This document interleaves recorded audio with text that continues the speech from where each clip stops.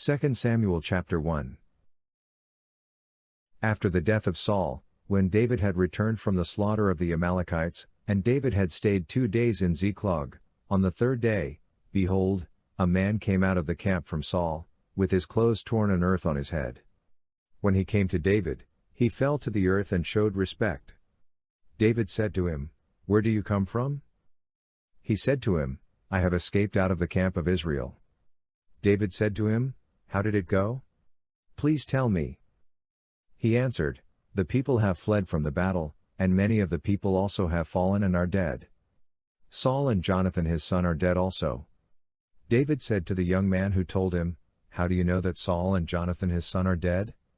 The young man who told him said, "As I happened by chance on Mount Gilboa, behold, Saul was leaning on his spear, and behold, the chariots and the horsemen followed close behind him. When he looked behind him, he saw me and called to me. I answered, 'Here I am.' He said to me, 'Who are you?' I answered him, 'I am an Amalekite.' He said to me, 'Please stand beside me, and kill me, for anguish has taken hold of me because my life lingers in me.' So I stood beside him and killed him, because I was sure that he could not live after he had fallen. I took the crown that was on his head and the bracelet that was on his arm, and have brought them here to my lord."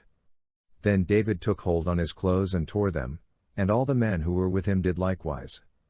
They mourned, wept, and fasted until evening for Saul and for Jonathan his son, and for the people of Yahweh, and for the house of Israel, because they had fallen by the sword. David said to the young man who told him, "Where are you from?"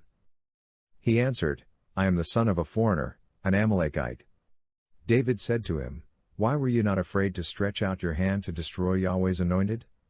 David called one of the young men and said, "Go near, and cut him down." He struck him so that he died. David said to him, "Your blood be on your head, for your mouth has testified against you, saying, 'I have slain Yahweh's anointed.'"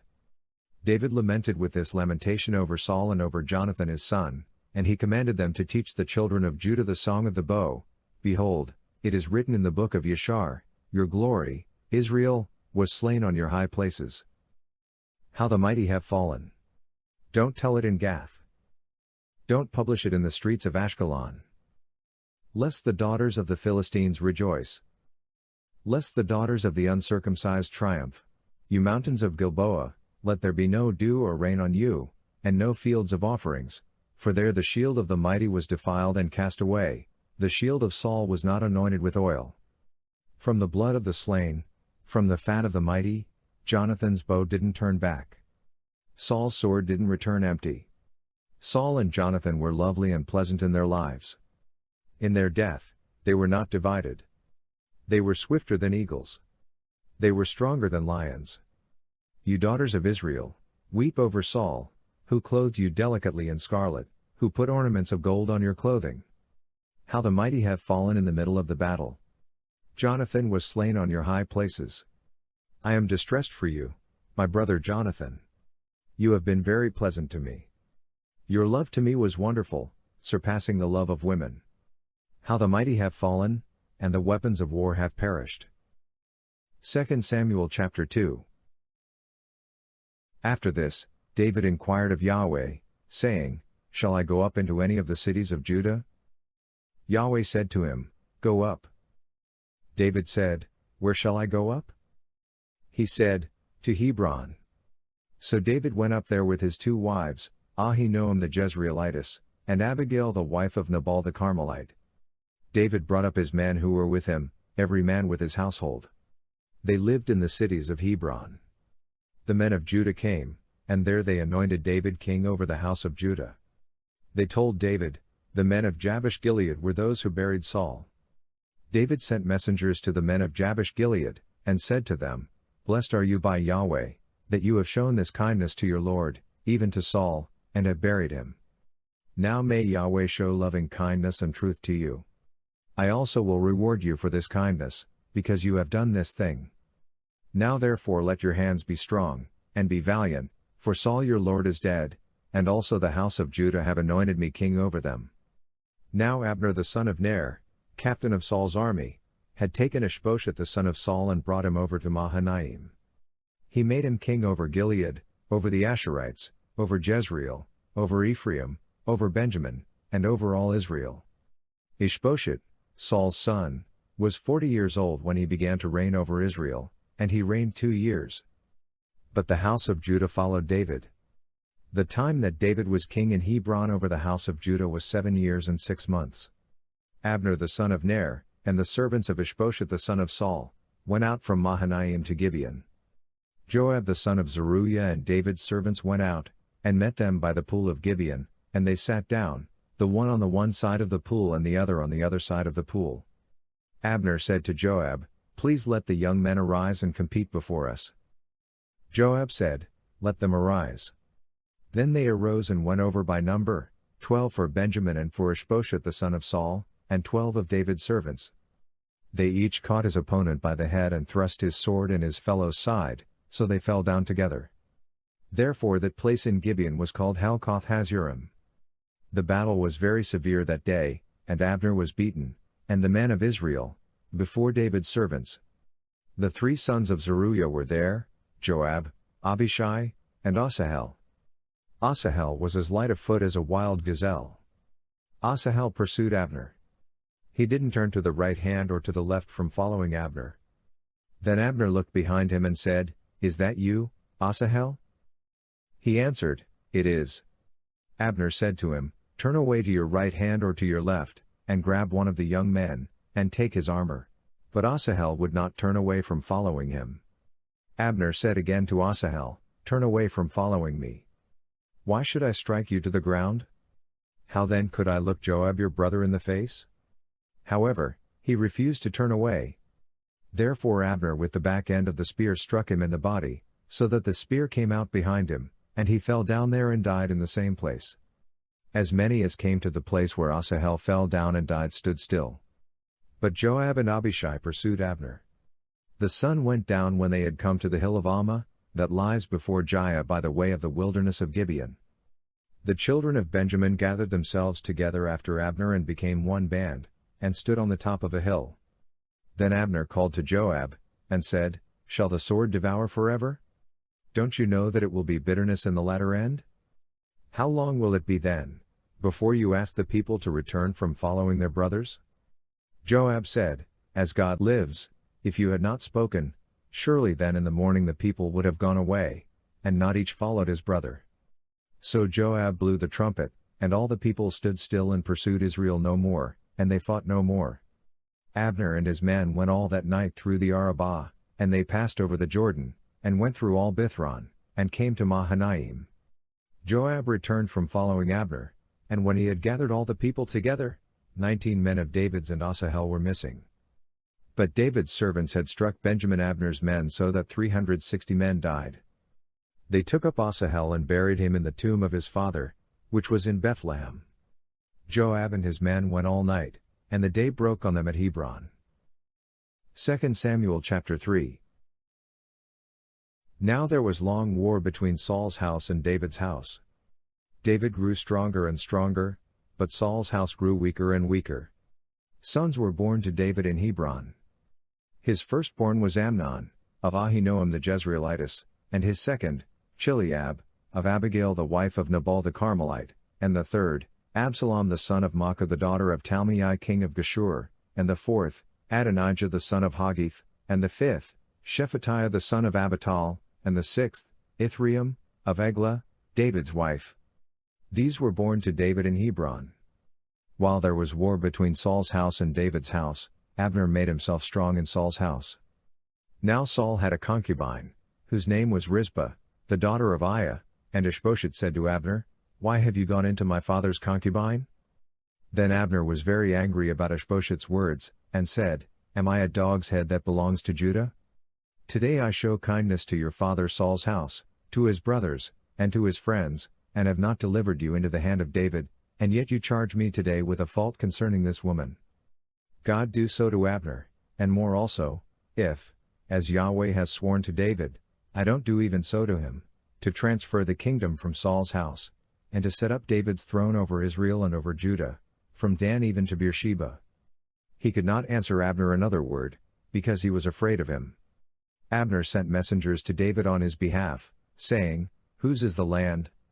And saying, Make your alliance with me, and behold, my hand will be with you to bring all Israel around to you. David said, Good. I will make a treaty with you, but one thing I require of you. That is, you will not see my face unless you first bring Michal, Saul's daughter, when you come to see my face. David sent messengers to Ishbosheth, Saul's son, saying, Deliver me my wife Michal, whom I was given to marry for 100 foreskins of the Philistines. Ishbosheth sent and took her from her husband, Paltiel the son of Laish. Her husband went with her, weeping as he went, and followed her to Bahurim. Then Abner said to him, Go. Return. And he returned. Abner had communication with the elders of Israel, saying, In times past, you sought for David to be king over you. Now then do it. For Yahweh has spoken of David, saying, By the hand of my servant David, I will save my people Israel out of the hand of the Philistines, and out of the hand of all their enemies. Abner also spoke in the ears of Benjamin, and Abner went also to speak in the ears of David in Hebron all that seemed good to Israel and to the whole house of Benjamin. So Abner came to David to Hebron, and 20 men with him. David made Abner and the men who were with him a feast. Abner said to David, I will arise and go, and will gather all Israel to my lord the king, that they may make a covenant with you, and that you may reign over all that your soul desires. David sent Abner away, and he went in peace. Behold, David's servants and Joab came from a raid and brought in a great plunder with them, but Abner was not with David in Hebron, for he had sent him away, and he had gone in peace. When Joab and all the army who was with him had come, they told Joab, Abner the son of Ner came to the king, and he has sent him away, and he has gone in peace. Then Joab came to the king and said, What have you done? Behold, Abner came to you. Why is it that you have sent him away, and he is already gone? You know Abner the son of Ner. He came to deceive you, and to know your going out and your coming in, and to know all that you do. When Joab had come out from David, he sent messengers after Abner, and they brought him back from the well of Sirah, but David didn't know it. When Abner had returned to Hebron, Joab took him aside into the middle of the gate to speak with him quietly, and struck him there in the body, so that he died for the blood of Asahel his brother.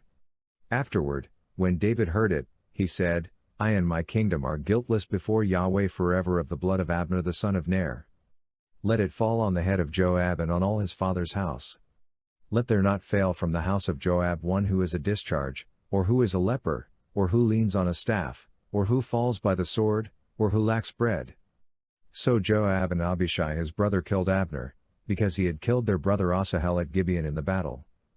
David said to Joab and to all the people who were with him, Tear your clothes, and clothe yourselves with sackcloth, and mourn in front of Abner. King David followed the bier. They buried Abner in Hebron, and the king lifted up his voice and wept at Abner's grave, and all the people wept. The king lamented for Abner, and said, Should Abner die as a fool dies? Your hands weren't bound, and your feet weren't put into fetters. As a man falls before the children of iniquity, so you fell. All the people wept again over him. All the people came to urge David to eat bread while it was yet day, but David swore, saying, God do so to me, and more also, if I taste bread or anything else, until the sun goes down. All the people took notice of it, and it pleased them, as whatever the king did pleased all the people. So all the people and all Israel understood that day that it was not of the king to kill Abner the son of Ner. The king said to his servants, Don't you know that a prince and a great man has fallen today in Israel? I am weak today, though anointed king. These men, the sons of Zeruiah, are too hard for me. May Yahweh reward the evildoer according to his wickedness. 2 Samuel chapter 4. When Saul's son heard that Abner was dead in Hebron, his hands became feeble, and all the Israelites were troubled. Saul's son had 2 men who were captains of raiding bands. The name of one was Baanah and the name of the other Rechab, the sons of Rimmon the Beerothite, of the children of Benjamin, for Beeroth also is considered a part of Benjamin, and the Beerothites fled to Gittaim, and have lived as foreigners there until today. Now Jonathan, Saul's son, had a son who was lame in his feet. He was 5 years old when the news came about Saul and Jonathan out of Jezreel, and his nurse picked him up and fled. As she hurried to flee, he fell and became lame. His name was Mephibosheth. The sons of Rimmon the Beerothite, Rechab, and Baanah, went out and came at about the heat of the day to the house of Ishbosheth as he took his rest at noon. They came there into the middle of the house as though they would have fetched wheat, and they struck him in the body, and Rechab and Baanah his brother escaped. Now when they came into the house as he lay on his bed in his bedroom, they struck him, killed him, beheaded him, and took his head, and went by the way of the Arabah all night. They brought the head of Ishbosheth to David to Hebron, and said to the king, Behold, the head of Ishbosheth, the son of Saul, your enemy, who sought your life. Yahweh has avenged my lord the king today of Saul and of his offspring. David answered Rechab and Baanah his brother, the sons of Rimmon the Beerothite, and said to them, As Yahweh lives, who has redeemed my soul out of all adversity, when someone told me, Behold, Saul is dead, thinking that he brought good news, I seized him and killed him in Ziklag, which was the reward I gave him for his news. How much more, when wicked men have slain a righteous person in his own house on his bed, should I not now require his blood from your hand, and rid the earth of you? David commanded his young men, and they killed them, cut off their hands and their feet, and hanged them up beside the pool in Hebron. But they took the head of Ishbosheth and buried it in Abner's grave in Hebron.